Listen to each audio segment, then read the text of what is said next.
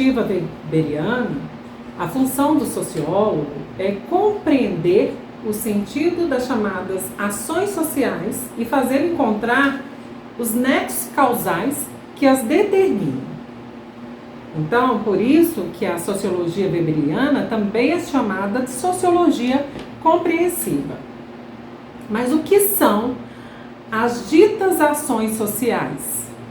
Entende-se que as ações imitativas nas quais não se confere um sentido para agir não são ações sociais.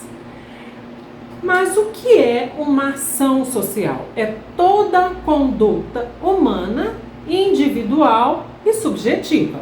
Então é importante que a gente tenha isso em mente. É toda conduta humana, individual e subjetiva. Com base nessa ação social, Weber ele vai definir 4 tipos de ações. Ação racional com relação a fins, na qual a ação é estritamente racional. Uma ação social racional com relação a valores. Essa ação ela é orientada muito mais para o valor, seja estético, religioso, político ou estético. Uma ação social afetiva nós podemos afirmar que é uma conduta motivada por sentimentos, tais como orgulho, vingança, paixão, inveja, ciúmes. E a ação social tradicional, ela tem uma fonte motivadora que são os costumes e as nossas tradições. Até aí é muito fácil de nós entendermos a questão das ações sociais. Mas e a relação social? O que é uma relação social na perspectiva weberiana? Então, se eu penso que a ação social é aquela que é orientada ao outro, né? Porque ela é toda conduta individual e subjetiva, mas ela também é orientada ao outro. Mas se eu penso também que não há algumas atitudes coletivas que não podem ser consideradas sociais. A relação social, ela é quando 2 ou mais pessoas compartilham de um mesmo objetivo. Se uma é individual, a relação social ela é compartilhada. Não necessariamente esses atores sociais eles estão no mesmo cenário, mas a partir do momento que eu compartilho de objetivo de algo com uma outra pessoa, eu tenho uma relação social. Dando continuidade, eu gostaria que vocês percebessem essa imagem que eu disponibilizei para vocês. Na imagem mostra um confronto entre a sociedade e a polícia em 2013. E aí existem pessoas que compartilham de um mesmo objetivo, sem esses indivíduos estarem conectados ou interligados. Por isso é uma relação social, porque eles estão compartilhando de um mesmo objetivo. Na época, as pessoas estavam pedindo para que o preço da passagem de ônibus fosse, houve um aumento nas passagens e as pessoas estavam pedindo que houvesse uma redução nesses preços. Então, várias pessoas compartilharam desse mesmo objetivo, desse mesmo sentimento, então, por isso, uma relação social. Fica bem claro aí as pessoas compartilhando dos mesmos interesses, né? Então, são condutas de múltiplos agentes. No próximo slide, ou na próxima imagem, eu coloco os fenômenos sociais. A partir do século XXI, principalmente, a sociologia ela tem se debruçado muito mais e concentrado na importância dos fenômenos sociais. O que são esses fenômenos sociais? Eles passam pela cooperação, pela competição, pelo conflito, pela própria acomodação. A partir do século XXI, a sociologia ela vai se debruçar, ela tem se concentrado muito mais na importância dos fenômenos sociais.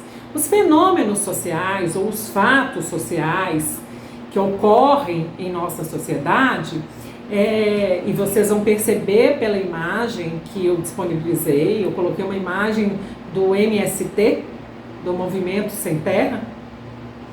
Você vai perceber que existe cooperação, existe competição, existe conflito, existe acomodação.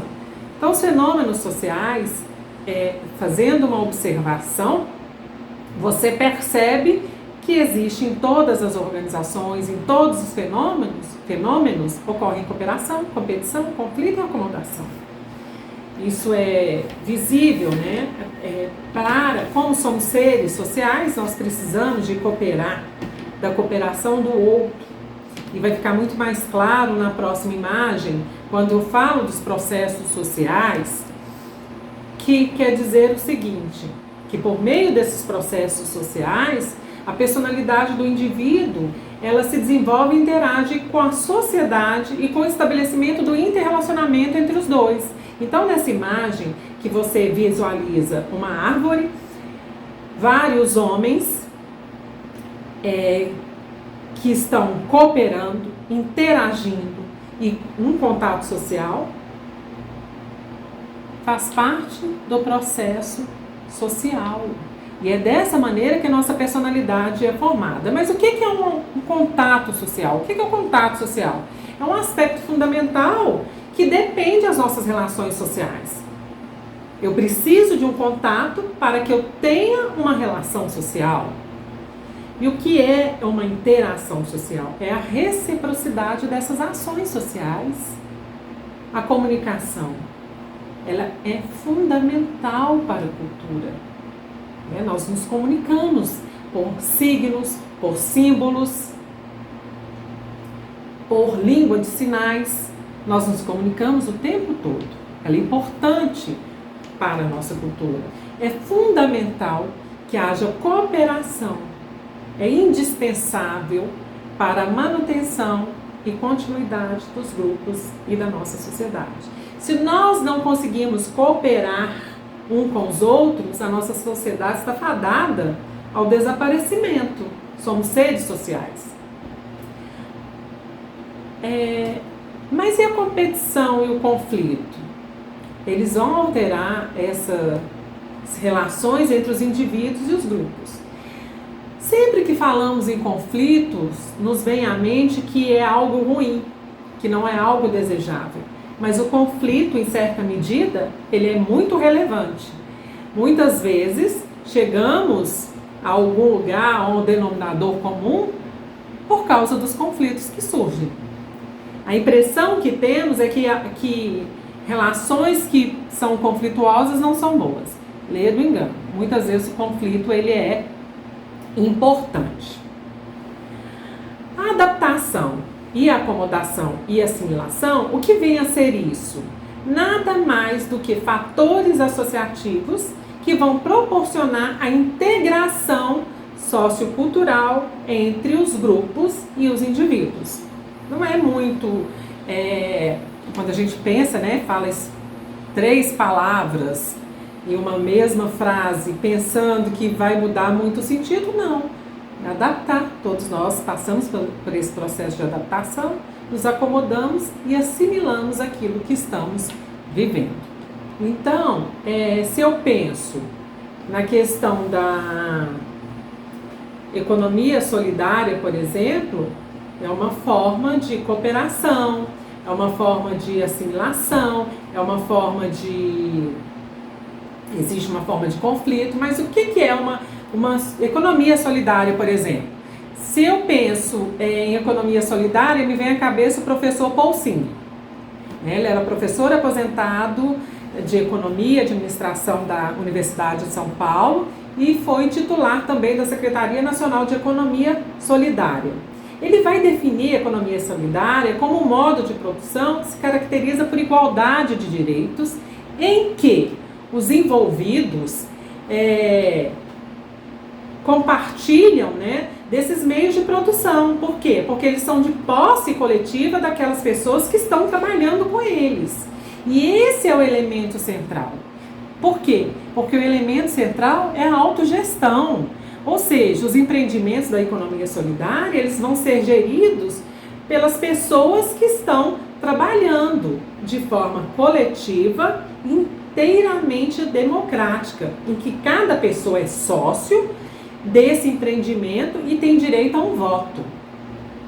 Mas e no caso das pequenas cooperativas? Não há nenhuma distinção de funções, né? Não há nenhuma distinção importante de funções. Por exemplo, um é diretor, outro é secretário. Não, todo mundo faz o que precisa.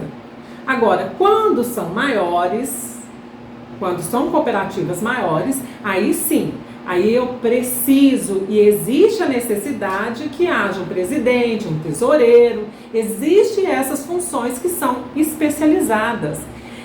Mas somente é necessário quando são cooperativas muito grandes, né? Porque aí uma grande parte dessas decisões ela tem que ser tomadas por pessoas que são responsáveis por diferentes setores. E se não for feito, e se aquilo que deve ser feito não for cumprido a contento, né, que são as diretrizes do coletivo, esse grupo pode substituir. É o inverso da relação que prevalece em empreendimentos que são heterogestionais.